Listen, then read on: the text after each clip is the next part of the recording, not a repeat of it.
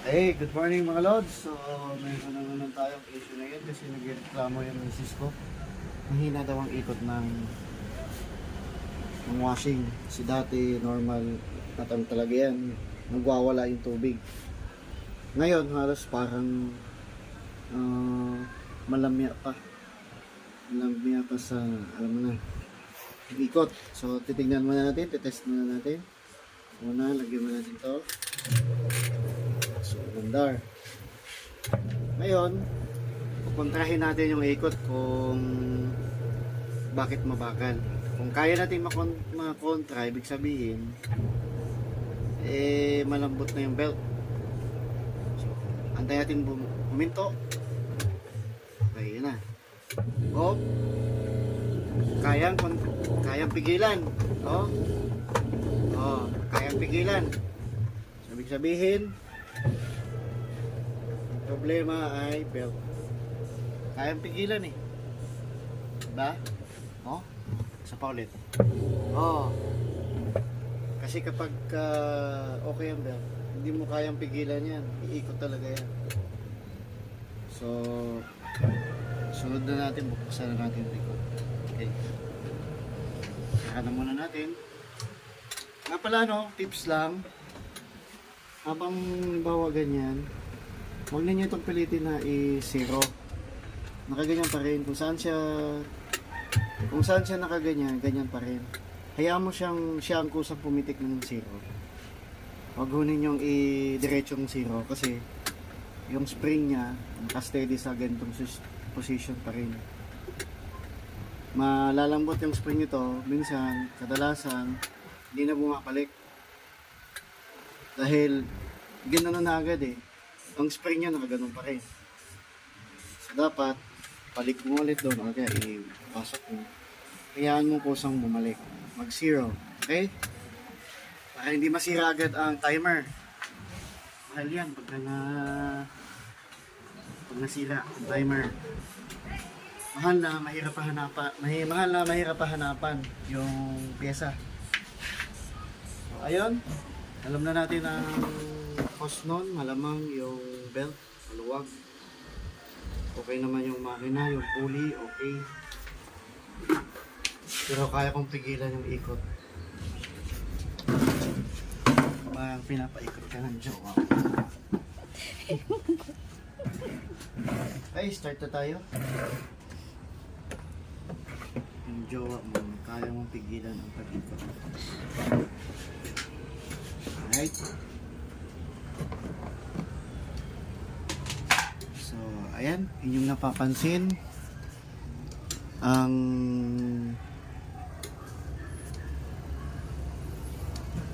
lights on.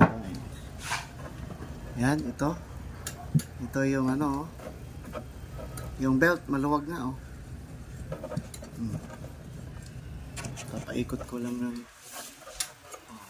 iikot lang siya stop. So ito lang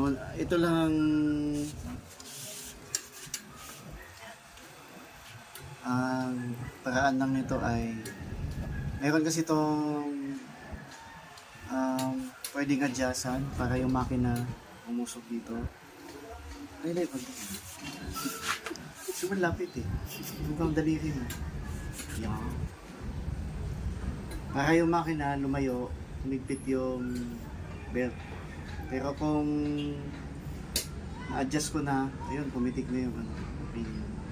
Pero kung na-adjust ko na yung makina, pausog, pabanat, tapos maluwag pa din, palitan na yung belt. Kasi nakuha nyo na yung pinaka-limit yung tension. So, ayan. Bubuksan na. I-adjust ko muna yung belt. Yung makina. Tignan natin dito sa ilalim. Gagamit tayo ng number 12. No. Ano lang pala, number 10. So, ayun, maluwag naman.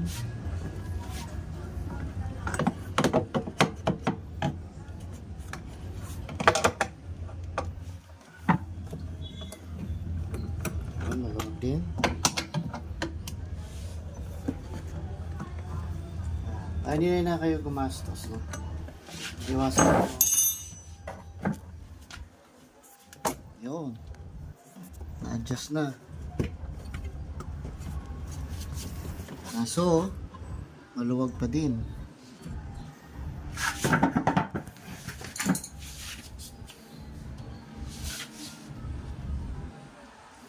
Ayun na. No choice. Kundi, palitan natin ang belt. Maluwag pa din eh. Bakit? Kasi dapat yan. Tatanggal ko nga lang ng kamay, oh. Dapat kasi ito, hindi ito dapat natatanggalan ng pusa. Dapat matigas to bago matanggal. So, palitan na kasi tignan ninyo yung ano, yung groove, oh. Ang tulis na. Maaaring masira yung pulley. Yon. Yung pulley ng plastic lang yan. Kasi ito metal naman to, hindi masisira masyado. Ito ang masisira. Plastic. So, ayan.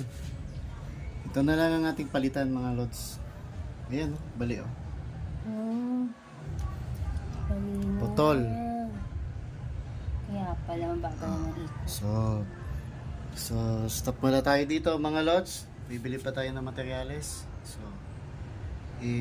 susunod ko mamaya yung pagkabit pag nakabili tayo ng bagong fan belt. Okay? Hoy! Stop muna tayo. Go. Okay lods, good afternoon. Ngayon ay tanghali.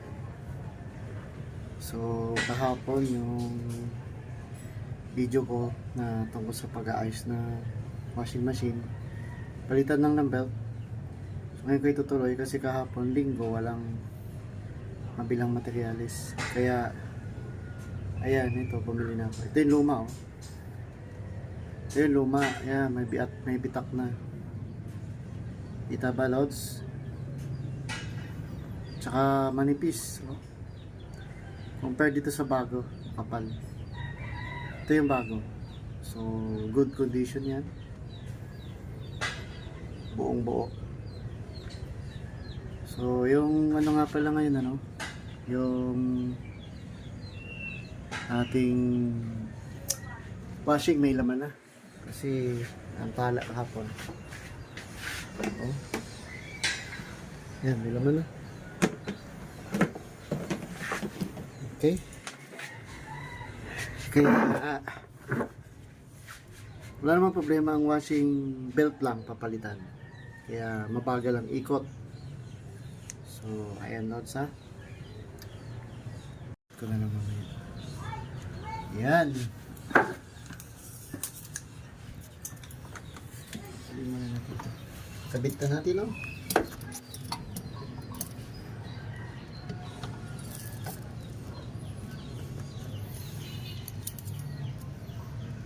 Ang ganda yata lagyan din ng ilaw.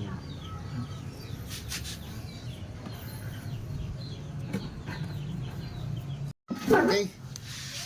So may gagawin lang tayo dito para humaba itong hose. May ano siya, may spare dito na pwedeng galawin, ano.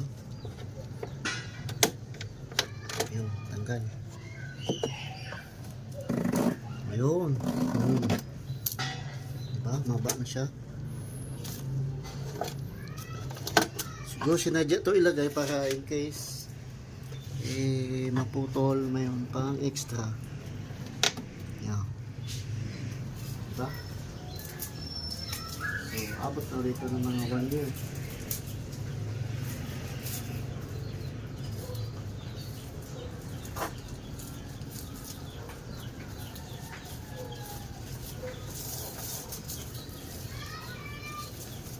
Ano naman yung aming washing ito pang centennial na. Okay, kabit na natin yung bagong belt. Tutok lang dito sa pulley. Unahin mo lang ang pulley ng propeller bago isalpak doon sa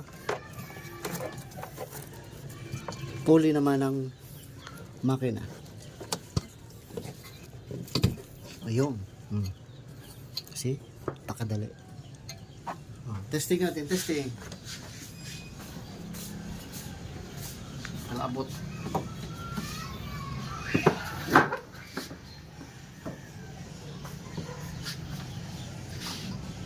Ilaw na? Okay. Ano na? Okay. Yan na. Testing natin. Oh. Nagwawala yung tubig. Sinyo, nagwawala yung tubig. Oh. Panglakas no. Dati, hindi nagwawala yan. Parang iikot siya pero napakabagal. Kasi dumudulas na yung muli sa belt. Nagwawala na. Ayaw kasi gusto ni Commander eh. Parang pag umiikot, tatapon yung tubig. Ano? Matik. Silip ko doon sa makina. Yan ha. Ayan na yung pulley. Yung pulley sa propeller. Ito naman ang pulley sa makina. So bago yan. Bagong belt. So ayan naman ang mga loads. Na-achieve na naman tayong bagong trabaho. Hindi na tayo matulog ulit. Bye!